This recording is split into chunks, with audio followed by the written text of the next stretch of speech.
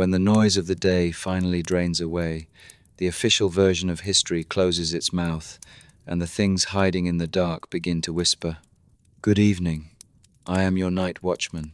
Light the lantern, and let us look into history's blind corners. Welcome to tonight's patrol. Stay close. Tonight we open the case file of a ship that drifted alone across the Atlantic, while 10 people vanished from it completely. The wind will be light, the deck will be cold, and the answer may be quieter than legend, and crueler too. The sea is flat at first, like one giant sheet of metal polished by night. Wind brushes the back of your neck, carrying salt, cold, and that hollow echo only deep water has. Far away, a thin white line rises and dips in the fog. You squint. Not a wave crest, a sail, half filled, like a lung still breathing but no longer speaking. You are aboard the Dei Gratia. It is early December, 1872. You follow the watchman's stare, lift your spyglass another inch, then another. The other vessel gives no signal.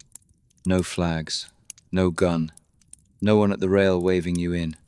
It just drifts, uncertain in heading, but not like a ship about to sink. The captain orders an approach. Rope strains around timber posts with a low, gritty groan. You can hear the rhythm of waves on the other hull. 3 light knocks, 1 heavy one, like someone has been knocking from behind a door for a long time and still refuses to open it. Closer now. The name finally appears through the wind. Mary Celeste. You will hear that name countless times later. Some will say it like a curse, some like a legend. But right now it is just a row of letters bleached by salt, fixed to a merchant brig that should not be sunk and should not be empty.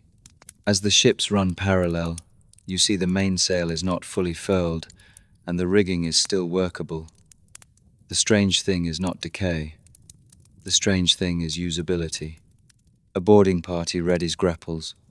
The iron hooks bite the rail with a clean, almost too clean snap. You climb behind the others, palm on wet wood. Your first feeling is not fear. It is silence. Too much silence. No argument. No footsteps. No clatter of pots. Not even the instinctive shout any living crew would make when a strange vessel comes close. A loose corner of sail lifts and drops, in a patient mechanical loop. The deck holds ordinary leftovers of ordinary passage. Barrels, lines, blocks, nails, worn canvas. You wait for someone to call out, "Who's there?" The only answer is the mast whispering high above. Split and search. The order is short. You move along starboard. Your steps sound too loud on an empty ship. Each one feels like stepping on someone else's lingering warmth. A cabin door sits half open. You push. The brass handle is cold as something just pulled from deep water. A hinge complains once, softly, enough to lift a sheen of sweat across your back. The puzzle is not fully here yet. It is only an outline. The ship is here. The wind is here. Course corrections are still possible. Wood and iron still in place. Only one element has been removed with impossible neatness. People. You stand in the doorway, hearing your own breathing slow in the dark cabin, as if you do not want to wake whatever is left. The Atlantic keeps striking the hull below, unhurried, unexplaining. Suddenly you understand you are not facing a disaster that ended. You are facing an ordinary day paused in the middle. Breakfast, maybe half eaten, a log entry half written, a sentence half spoken, then every voice exits at once. Fog thickens again. You turn and spot the Dei Gratia's lantern rolling in the near distance, the only coordinate that still feels human. You know what comes next. Record, compare, report, return to port. But before any of that, you must accept one fact. There are no dead aboard this ship. There are no living aboard this ship. What remains is harder than either. A vessel that looks like everyone set it down at exactly the same moment. Later, people keep asking whether it felt terrifying. You think about that for years, and still the best word is not terror, it is mismatch. Every maritime element sits where it should, except the human one. Because everything else is almost normal, the gap becomes enormous. The sea is best not at creating screams, but at creating mismatch. You look at a complete ship and feel as if you are standing in a house quietly emptied room by room. You remember the sky that night. Not dramatic black cloud, just even gentle grey with no edge. That nothing is wrong weather makes the emptiness worse. If the sea were raging, you could hand your conclusion to the storm. But when the surface only rises and falls softly, the puzzle turns and presses back on you. What scares you most is not always the violent event. Sometimes it is the calm, almost normal stretch right before one. Inside the cabin there is a smell of damp wood and grease, faint but persistent, sitting at the back of your nose. You lower the lamp and let the light move over table corners, cup rims, cabinet doors, nail heads in the floorboards. The first thing you see is order. You understand immediately that this is worse than chaos. The galley shows no sign of being smashed. The stove area was used, but not in a fight-just-happened way. Stores still hold enough food and fresh water. They were nowhere near starvation. Then you enter the captain's cabin. The air is drier. Paper scent is stronger. Documents on the desk carry the marks of routine organization, not panic. Drawers are not ripped apart. Personal valuables do not show signs of systematic looting. In other words, if this was robbery, it was strangely incompetent. If it was murder, it was strangely restrained. Behind you, someone reports in a low voice. Cargo hold seals are mostly normal. The 1,701 barrels of industrial alcohol remain largely in place, at least on first visual check. No sign of whole batch theft. Pirates do not usually work like this. Smuggling crews do not either. A pure money motive starts thinning in the first few minutes. A short shout comes from the far side of deck. You hurry over and find the first clear gap. The lifeboat is missing. Near its fastening points, the rope shows break patterns. The fibers do not look old and frayed. They look stressed to failure. In that second, the ship's silence suddenly points in a direction. Not the story ended on board, but the people left this ship. Leaving means choice. Choice means judgment. You continue the inspection. There is water in the bilge, but not enough to mean immediate foundering. Pump condition is unsettling. At least one pump appears unreliable, possibly enough to distort how danger looked to those aboard at the time. For you, this is still paper detail. For people in that wind, it could have been the only line between wait a bit longer and leave now. In living quarters, bunks, clothes, daily tools, nothing signals a violent final stop. Popular retellings love to say the breakfast was still hot, the cat was still purring, half a cigar still smoldered. Those details glitter beautifully in fog, but the original inquiry did not support that kind of theatrical evidence. The facts are colder, cargo present, provisions present, ship still navigable, crew absent, lifeboat missing, irregularities in lines associated with towing. You line these points up in your head like wet clothes on a line. No single item is fatal alone. Together they close like scissors. Outside the cabin door, waves keep a calm, repetitive beat. So calm you almost suspect the sea's real terror is not rage, but rhythm at the exact moment you need answers. You look up at the mast. Knots tremble in the wind like a sentence that never got to its verb. Soon you will leave this ship, tow it toward port, toward court, toward newspapers. But before you leave, it has already left something in you. Not a ghost story. A brutally restrained inventory list and one almost polite question. What could make 10 people voluntarily leave a large ship that was still survivable? You turn the wick down and the light settles on the table like a small, stable shore. Beyond it is speculation. You remind yourself not to let abnormal feeling lead the case. Abnormal does not mean miraculous, and certainly not supernatural. Most of the time it means several ordinary factors stacking in the same minute, just enough to cross the threshold human judgment can tolerate. What you smell on this ship is not only salt and damp timber, it is time pressure. They had to decide in real time. You can only test that decision later. Invisible pressure, sharp as steel. You check everything again. Handle temperature, freshness of rope ends, moisture along bulkheads, tool placement orientation. You even stop over the angle of a wooden cup on the table. Not because any one detail can speak the whole answer, but because details can kill wrong answers. Investigations fail not only when clues are missing, but when clues are too many and conflicting, and people pick whichever one flatters what they already believe. You refuse to do that. Better to write uncertain for now than to write confirmed above a guess. On this ship, restraint is work. When night wind moves over the deck, you remember an old maritime rule, stubborn enough to feel sacred. Unless the ship is truly sinking, do not take to the lifeboat. A lifeboat is for the last minute, not a convenient substitute. In open Atlantic water, an intact hull is almost always safer than a small boat. So the question narrows to a point. Why did Captain Briggs cross that line? Benjamin Briggs was not an amateur. Early 40s, seasoned at sea, solid reputation, not known for recklessness, not known for drink. On this passage he did not just carry crew, he carried his wife Sarah and their 2-year-old daughter Sophia. A captain who sails with family is usually more conservative, less likely to gamble with emergency decisions. You place yourself where he stood, one hand on the wheel. Wind is not necessarily catastrophe level. Canvas is not shredded beyond control. This is not a pure physics moment of leave now or die in seconds. That leaves another possibility. Perceived risk rose very fast in his mind. In plain language, his fear threshold got pierced. What pierces that threshold is not always a disaster already in progress.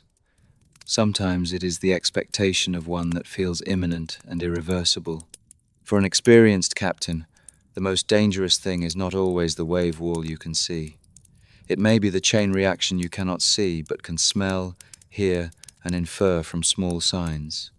Lay the likely inputs out again.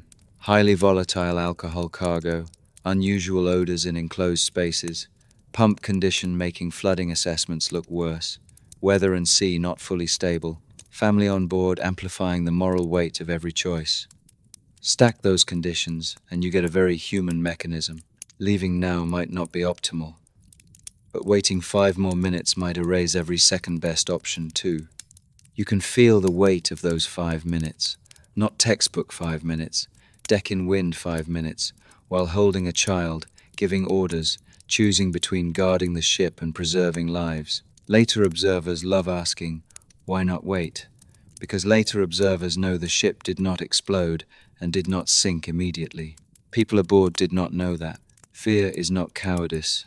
Often it is just the rational byproduct of incomplete information. Now look at the crew. There is no reliable evidence of organized mutiny.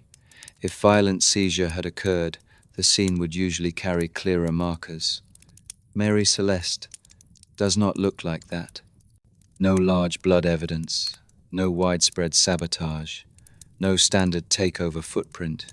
So you return to the least romantic and most maritime explanation frame.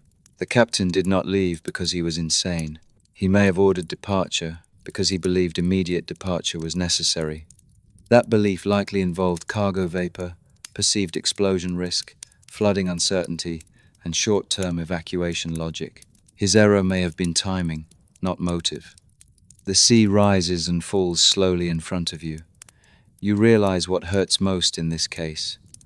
It is not a thriller structure of villainy. It is a tragedy structure where decent people make the most reasonable decision available, then step into a worse outcome. You raise the lamp and light catches the snapped rope fibers near a bit, torn by force. An original witness statement preserved in fiber. It does not tell you who was right. It tells you they truly plan to leave and return. And the sea keeps one very cold rule. Some departures do not grant a second approach. You repeat that line in your head. Not poetic, just true. Briggs may never have imagined himself as a tragic figure. He was likely a working captain, and a father trying to get his wife and daughter back to shore. That is why this case still resists emotional closure after so many decades. It is hard to throw all blame on one person. Hard to hand all blame to one gust. The grey strip between those two is the real shadow of this empty ship. If you want the mystery to become manageable, step 1 is not guessing. Step 1 is listing. Put certainties on the left. Put assumptions on the right. Leave a thin gap in the middle and call it the missing interval. Certainty 1. Mary Celeste departed New York in early November 1872, bound for Genoa. 10 people aboard total, including the captain's family of 3 and 7 crewmen. Certainty 2. De Gratia encountered her on December 5, near waters around the Azores. At discovery, she was unmanned, but not beyond navigation. Certainty 3. Lifeboat absent, irregularities in towing-related lines, cargo not systematically plundered, provisions still on board. Then comes the crucial gap. The last commonly cited log entry sits around November 25, near Santa Maria Island in the Azores. That means there is a substantial stretch between last clear onboard record and found adrift. Picture that interval as wet sand with no footprints. Something definitely happened there, but not in complete written form. Every theory must walk across that sand. Walk too fast and you fall. Walk too slow and never reach shore. Now back to technical detail.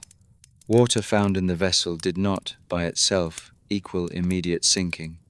But for people on board, pump reliability, sounding interpretation, odors in hold spaces, and changing weather might have combined into the bodily sense that risk was accelerating.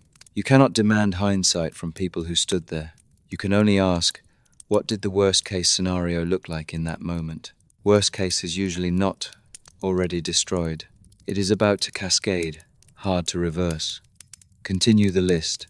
Some navigational instruments and papers were not all present. Key items may have been taken off the vessel. That supports organized temporary evacuation more than abrupt group incapacitation. In pure sudden catastrophe, selective takeaway behavior is less likely. Put these fragments together. Pattern still incomplete, but edges appear. They were not randomly erased in onboard chaos. They likely left with a short-term objective. They believed the ship might still be recoverable. The recovery failed. The most common error in unsolved cases is treating unsolved as supernatural. At sea, unsolved usually means evidence resolution is too low. Not seeing 1 minute does not mean that minute broke physics. Wind moves through rigging and turns into a thin, sustained tone. It hits you that ghost ship is often just an ordinary ship missing the most important recording in its evidence chain. Once that recording is gone, legend walks in. Let legend stay long enough, and facts begin to look like the story. You fold the list and keep only one method.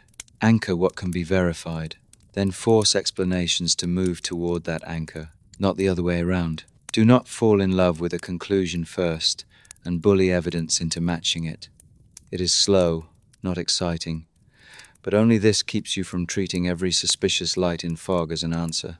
You sketch a crude sea chart, pin known points like small nails, and connect probable segments with dotted lines. More dotted lines make imagination eager to overreach. Fewer solid lines make judgment prone to drift. The hard part of investigation is rarely too little data. It is uneven grain size in data. One source gives time but no smell, another gives location but no wind context, another gives testimony with a gender attached. You calibrate again and again inside incompleteness, like finding harbor at night by 3 weak lights. Then you tag each source. Who said it, when they said it, under what pressure they said it. Same sentence, different context, different weight. A shouted decision in high wind, a courtroom defense line, a newspaper rewrite. Similar words, different nature. Once those layers are sorted, the case leaves emotional fog and returns to evidence structure. That is why you go slow. Slow is not delay. Slow is giving facts room to breathe. Legend loves a shortcut. Pirates, mutiny, sea monsters, curses. Every one of those sells better than compound misjudgment under pressure. You put each theory on the table, not to mock it, but to test all of them under the same light. Start with pirates. In typical pirate behavior, immediate targets are valuables and movable goods. Yet the core cargo on Mary Celeste was not stripped away in bulk, and the ship lacked clear signs of broad looting. A group willing to risk boarding usually does not take only people while leaving high-value cargo behind. Now mutiny. Mutiny requires motive, organization, and execution cost. If crew seize command, they must control route and stores, usually leaving coercive markers. The scene does not support violent takeover followed by onward sailing. More importantly, crew composition offers no strong evidence of prior conspiracy. Strange outcome is not a license to reverse engineer moral collapse. Storm explanation sounds plausible because storms are real, but weather severe enough to drive people off a major vessel usually leaves compressed damage signatures in canvas, rigging, and structure. Mary Celeste was not found in that state. She looked pressured, yes, but not comprehensively crushed. Then the headline magnet. Sea monster, supernatural boarding, otherworldly intervention. You do not sneer at it. Every era uses imagination to park fear somewhere. But when you return to rope, logs, hold conditions, provisions, and legal testimony, the pattern reads more like failure in human decision chain than intrusion by unknown beings. There is one more awkward but realistic direction. Discoverers' incentives. De Gracia towed an abandoned vessel to port and could seek substantial salvage reward. The two captains were not complete strangers either. This gives conspiracy theories fertile soil. In fact, authorities did investigate aggressively, and Solicitor General Frederick Solly Flood treated the discoverers with deep suspicion. But motive is not execution. To prove profit-driven homicide and abandonment, you need harder links: violence evidence, disappearance chain closure, physical proof continuity. Those core links were not established. The court did not deliver a formal murder then abandonment verdict. It awarded salvage cautiously, acknowledging legitimate recovery while signaling unresolved complexity. You start seeing a shared failure point in popular theories. They generate emotion, but they do not absorb detail. Detail is not decoration. Detail is boundary. Without boundary, narrative expands forever. So what remains on the table is simpler and heavier. Maybe there was no theatrical villain. Maybe there was no grand conspiracy. Maybe there was only a sequence of decisions that looked reasonable in real time and fatal in hindsight.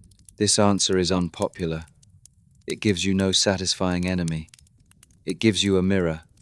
In the same wind, same smell, same time pressure, would you have chosen differently?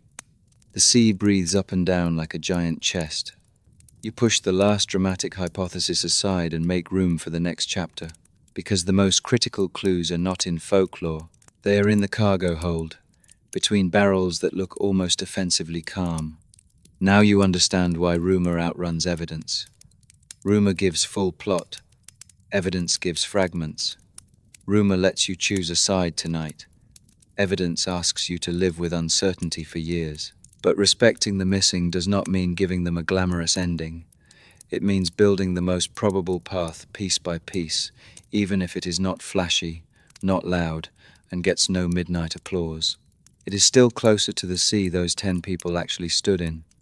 You fold the sticky note labeled Sea Monster and tuck it into the back of the logbook. Not to insult imagination, to return imagination to its proper line in the queue. Facts first. Imagination after, not the reverse. In the hold, the lamp catches barrel hoops first, then wood grain. 1,701 barrels of industrial alcohol stand in rows like a silent army. They do not roar, they do not glow, they do not have teeth. But inside enclosed, moving, poorly ventilated space, they can be harder to fight than a storm. Later, researchers noted one key detail. Some barrels were anomalous, with a frequently cited figure of 9 nearly empty. The reason is less mystery than materials science. Some casks were made with wood more permeable to alcohol vapor. On long passage, they could slowly sweat, releasing flammable vapor into enclosed compartments. Now, put yourself back on board at that time. Air in the hold may carry a sweet, stinging, stuffy smell with a slight dizzy edge. It does not automatically mean immediate explosion, but it is enough to alarm experienced mariners. The problem is they cannot measure concentration like a modern lab. They have only nose, eye, ear, and a heartbeat that keeps speeding up. When risk cannot be quantified, people often protect themselves with worst-case assumptions, especially when family is aboard. Scientifically, flash ignition does not always produce a sustained blaze. Under certain concentration and ignition conditions, flammable vapor can create a brief, forceful whoomph and tongue of flame, delivering heat and shock without leaving the dramatic char pattern people expect from a full fire. Sounds uncanny, still fully within normal physics. You press your palm to the inner timber and can picture that instant response. Air pushed hard, structure shuddering once, lantern light jumping, people in tight spaces struck by heat and sound at the same time. No one writes a complete risk memo in that second. Most people make one immediate judgment. This place could become much worse very soon. Leave now. Add one more layer. If pump condition, sounding confusion, and wind shifts had already created a sense that uncertainty was accumulating, then one short, anomalous blast could become the final weight that breaks the decision threshold. Notice what this does not require. No full ship-destroying explosion is needed. Only one convincing preview of disaster. Many tragedies begin exactly there, not because you witnessed the ending, but because you believed the ending was already on its way. You walk slowly along barrel rows, deck planks slick with humidity. Every step reminds you that this class of hazard is frightening not for visual drama, but for being perceptible and non-quantifiable. When you cannot tell how close danger is, evacuate immediately starts feeling like the only morally acceptable decision, especially when a 2-year-old child is sleeping one deck above. So, the hold evidence points to a conclusion both rational and chilling. The core crisis on Mary Celeste may not have been piracy or paranormal intrusion, but a chemical hazard you could smell and hear, yet not verify in time. Like sea fog, no body, still enough to change everyone's direction. In the next chapter, you compress that fog into 1 minute and watch how temporary evacuation turns into permanent disappearance. You keep comparing two dangers in your head, the visible one that forces action and the invisible one that induces hesitation until it suddenly doesn't. Alcohol vapor lives in the second category, but can flip into the first in an instant. First the smell, then discomfort, then one blast that shoves every uncertain judgment to the edge. For people on shore, this is retrospective interpretation. For people on board, it is immediate reality. That is why this chapter's center is not proving they were afraid. It is understanding why they had good reason to be. Slow time down, slow enough to hear tiny pops in the lantern wick, slow enough to notice the fine salt lines on the back of the captain's hand. That minute may begin with something completely ordinary. Someone opens a hatch to check. Someone brings a lamp closer. Someone tries to identify the source of a strange odor. No heroic pose, no cinema soundtrack, just routine duty and routine passage. Then air reacts before flame does. A whomp sound, maybe not enormous, but sharp enough to rupture normality, like an invisible hand slapping the ship's belly from inside. Heat rushes out briefly, timber jolts once. Several people step back instinctively. You do not see a giant inferno, but you receive the signal most likely to trigger misjudgment. This ship may become far more dangerous very soon. Now stand where the captain stands. What do you do? Your wife is on board. Your child is on board. 7 crew members have trusted you with their lives. You do not know if this is prelude, if the next ignition will be larger, if vapor concentration has crossed some irreversible line. You can only issue the fastest plan that maximizes immediate survival. So the order lands. Prepare lifeboat, evacuate quickly, take essential navigation items, keep line to the ship, wait for risk to settle, then reboard. At that moment, this is not madness. It is cautious procedure, not abandonment, but temporary separation with connection. Everything hinges on the rope. If rope holds, The main vessel stays the survival platform, and the boat is just a short-term buffer. You see fast movement, but not total chaos. Someone releases lashings. Someone lowers boat. Someone helps the child over the side. No one is discussing conspiracy theories. No one believes they are stepping into a century-long mystery. For them, this is a brief emergency maneuver. The boat enters water. The line loads up. Distance between hulls stretches and shrinks with waves. You look back toward Mary Celeste. She still floats. Canvas still moves in wind. Because she still appears recoverable, evacuation feels both more reasonable and more dangerous. The sea has a cruel habit. You try to choose both, and it allows only one. After the first minute, the hardest part is not leaving. It is maintaining order after leaving. Wind angle, wave height, rope wear, rudder forces. Every variable shifts quietly. Call it uncertainty. Call it fate. On scene, it often looks like three tiny vibrations no one notices in time. You can almost see the line whitening, tightening, then giving that thin pre-break sound of fibers at limit load. No one despairs at the first noise. People assume there is always one more chance to correct. At sea, often there isn't. When you replay that minute, the hardest thing to accept is not they made a foolish choice. It is most people would make the same choice. That is the deepest sorrow in Mary Celeste. Not madness forcing people into a boat. Responsibility, experience, and love placing them there in the same second. You can even hear the likely tone of that command, not shouted wildly, but firm enough for instant compliance. Leave first, keep tow, reboard when conditions ease. Standard emergency logic. But standard logic includes a hidden assumption. External conditions will not betray you in the very next minute. Sea is excellent at betraying that assumption. So mature seamanship, that night, became a fragile wager. No one intended to choose wrong. The route just collapsed quietly underfoot. Write it in handbook language and it looks rational. Identify anomaly, reduce exposure, preserve life, maintain connection, recover vessel. Real deck life is never that straight. Planks move, breath shortens, light shakes, cold and noise interrupt thought. The more you want to do it right, the easier it is to overestimate one risk tier when information is incomplete. The less willing you are to gamble, the easier you are to enter another, slower danger. That minute is cruel because it turns caution itself into the starting point of uncertainty. Breakage does not send a warning first. It happens when wave crest and wind shear overlap just wrong, and then it is done. Boat behind, ship ahead. Tow line binds them into a temporary shared fate. In theory, this is recoverable. Wait out risk, close distance, climb back, reset, continue. Theory is clean. Sea state never is.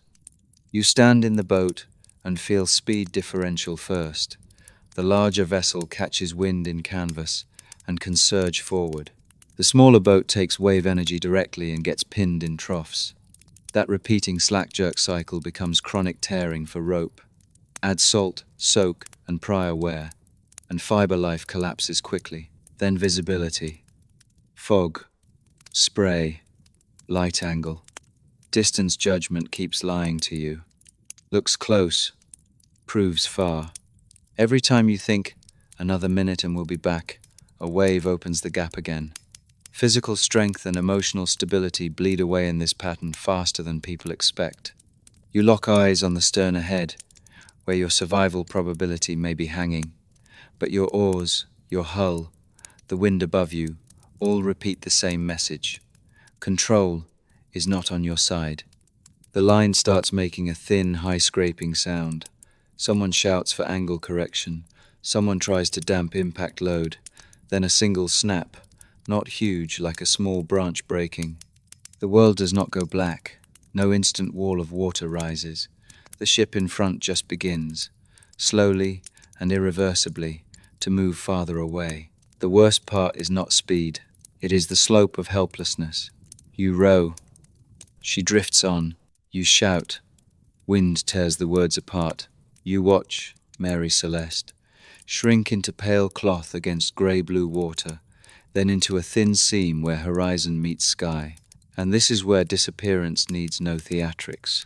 First, connection disappears. Then direction degrades. Then strength, fresh water, and judgment fail together. History gives no final frame of that boat, no confirmed coordinates, no recovered remains that close the chain, no last line spoken on record. That gap invites imagination to rush in.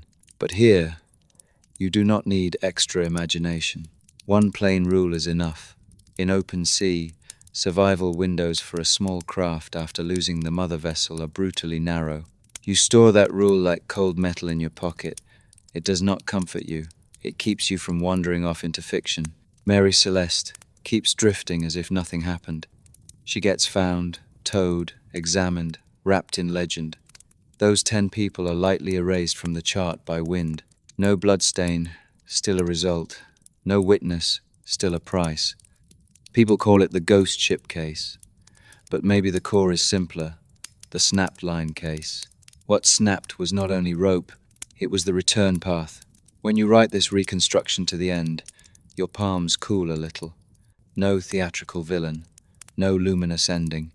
Only a hard statistical truth. Once a small boat loses its platform vessel, survival probability rapidly becomes hostage to weather, supply, direction, and human stamina. Distort one variable and probability drops again. For those 10 people, the real watershed may not have been whether to leave, but whether the line could survive one more loading cycle. History never tells you when that next cycle arrives. It only tells you later. The line had already parted. Another quieter layer surfaces too. As the main ship shrinks in sight, people do not usually collapse into despair immediately. First comes we can still catch up, then row a little longer. Only later our bearing is drifting. Hope is not weakness. It can keep action alive in cold water. But at sea, hope without physical support can become a gentle drain. It lets you endure longer. It also delays the moment you admit you are no longer returning. So this chapter ends not with sentiment, but with one near-cruel maritime rule. The mother ship is platform. The small boat is transition. Lose the platform long enough, and transition becomes ending. It sounds like doctrine because many sea losses proved it before this one. Mary Celeste is unusual because she performed that doctrine in near silence. No witness to tell you the color of the final water. No black box to replay final dialogue. What remains is a snapped line and a vessel sailing on. When the ship was brought to port, the mystery did not end. It changed venue, from open water to court and press. Gibraltar's Admiralty Court opened proceedings. The De Gratia side requested salvage award, entirely normal in maritime law. Yet that normality carries built-in tension because money sits beside uncertainty. Prosecutorial scrutiny became intense. Questions were asked to the edge of hostility. Why was the vessel empty? Are accounts consistent? Can physical evidence exclude manipulation? From your imaginary observer seat, you watch two systems pulling in opposite directions. One system speaks evidence: rope, hold condition, cargo status, track line. The other speaks motive: salvage value, prior acquaintance, opportunity window. The first is cold, the second is hot. Public appetite usually favors hot. Who benefits is suspicious, can be a useful investigative opening. It is not a verdict. Without hard evidence attached, it becomes emotional recursion. In the end, authorities did not formally define the discoverers as murderers for profit. The salvage outcome was cautious, not extravagant, recognition of legitimate recovery plus visible caution toward unresolved facts. If the story had stopped there, Mary Celeste might have stayed a difficult but bounded maritime case. What inflated it into global folklore was later narrative machinery. In 1884, Arthur Conan Doyle published J. Habakkuk Jeffson's statement, reshaping names and details into a more dramatic, more supernatural, more marketable sea legend. From that point onward, many details grew second skins.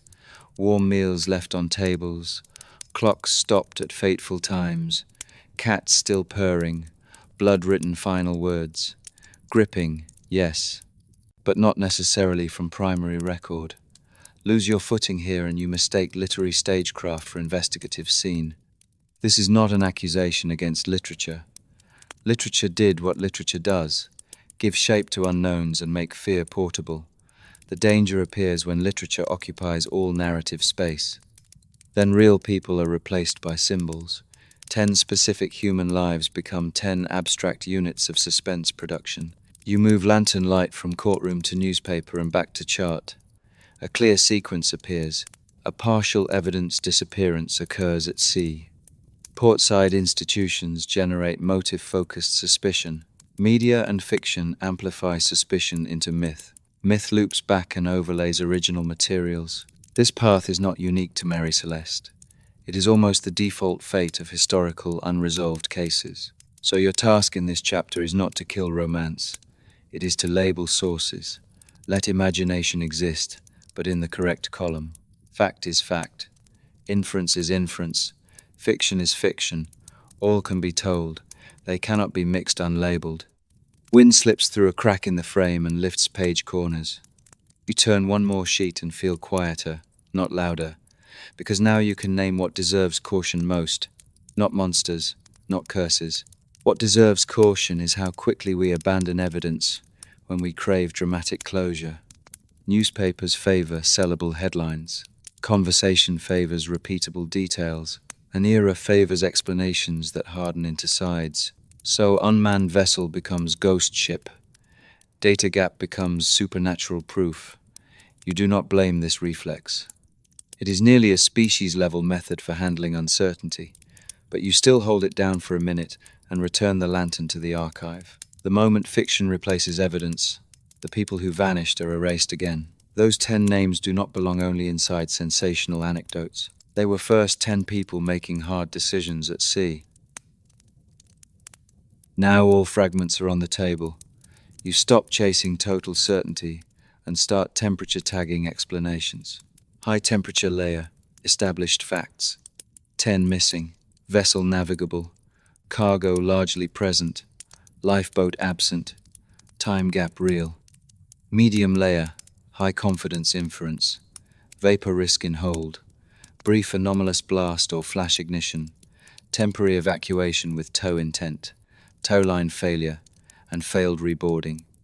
Low layer, legend and retelling, warm breakfast myths, supernatural boarding, grand conspiracies without evidentiary closure. Once you separate these layers, the outline becomes clear. The most plausible event is not a villain-driven film plot. It is a sea accident in which rational procedure got twisted by time pressure.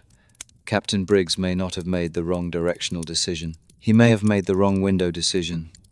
To avoid a disaster he believed might be imminent, he accepted temporary evacuation, and sea conditions converted temporary into permanent. You replay that minute once more, and still struggle to condemn anyone cleanly. Because with a child on board, volatile cargo, suspicious sounds, and uncertain flooding signal, you might have issued the same order.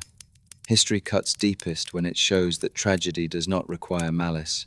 It only needs error margin, timing gap, and a gust of wind. The sea is very good at amplifying all three. You look out toward the dark. The night resembles chapter 1, steady, restrained, answerless. Mary Celeste continued her commercial life after this event and met a different ending years later elsewhere. But those 10 names from 1872 remain suspended in likely instead of confirmed. No final diary line, no final coordinates, no record of how the last lantern went out. That does not mean tonight gives you nothing. It gives you a steadier method. Before imagination, align evidence. Before judgment, examine context. Before fear, slow your breathing and choose carefully what to believe. A long, low hum comes from far off, like a lampshade trembling in sea wind. You lower your lantern. Light contracts on the desk. Tonight's patrol ends here. The mystery is not sealed, but placed back in a more honest location. Under the sea's indifferent gaze, 10 living people vanished into a crack in the wind. Sometimes the rational decision is exactly the one-way road to death. Oil is nearly gone. Patrol complete for tonight. I am the Night Watchman. I will see you in the next dark. Before you blow the lantern out, you take one last look at the chart. The old route line has faded. The paper edges curl, yet that time gap still lies there like a thin wound. Maybe it never fully closes. That does not stop us from returning to it with better restraint, cleaner narrative, and earlier compassion. If history will not send a reply, we can still offer history a cleaner reading method. Then when darkness settles again, you know you are not chasing myth. You are keeping watch for reality. Before leaving tonight, you write yourself 3 notes. First, uncertainty is not shameful. Reckless certainty is. Second, when evidence is incomplete, increase patience, not volume. Third, every case wrapped in legend starts with specific people, specific cold, specific choices. If you pause long enough for those specifics, history becomes more than a jump scare machine. It regains human temperature, even if that temperature is low and slow, like a distant point of light on open water. The lantern is out, deck returns to black. But you know, true night watch is not making a puzzle scarier. It is making facts clearer and people more whole. When the next night arrives, you will carry the light back into the same wind and keep reading the page those missing names never got to finish. Maybe years from now, someone will still ask the same question on a glowing screen. Where did they go? You can answer honestly, we do not know everything. Then add one more line. We know enough to see the load-bearing frame of what most likely happened. Its beams are simple and hard. Risk misread, short evacuation, tow line snapped, reboarding failed. Not glamorous, but structurally sound. Strip off each layer of myth, and what remains is not emptiness. It is an explanation robust enough to survive repeated scrutiny. In history, that kind of limited answer is not failure. It is discipline. If you are already in bed now, listening to the low hum of a fan or air conditioner, slow your breathing one notch further. Picture that 1,872 night sea, not as a horror stage, but as a real test of human cognitive limits. People inside the event tried to judge under pressure. People outside it try to reconstruct under uncertainty. Time separates them, but vulnerability is shared. You do not need to invent a neat ending for them. Leave one small light instead. Acknowledge the unknown, protect the evidence, respect the difficulty of that moment. Do that, and when night finally settles, this ghost ship story leaves you with less fear and more lucid sympathy. Far away, waves keep meeting shore, again and again, like a sentence that refuses to hurry. You listen and drift to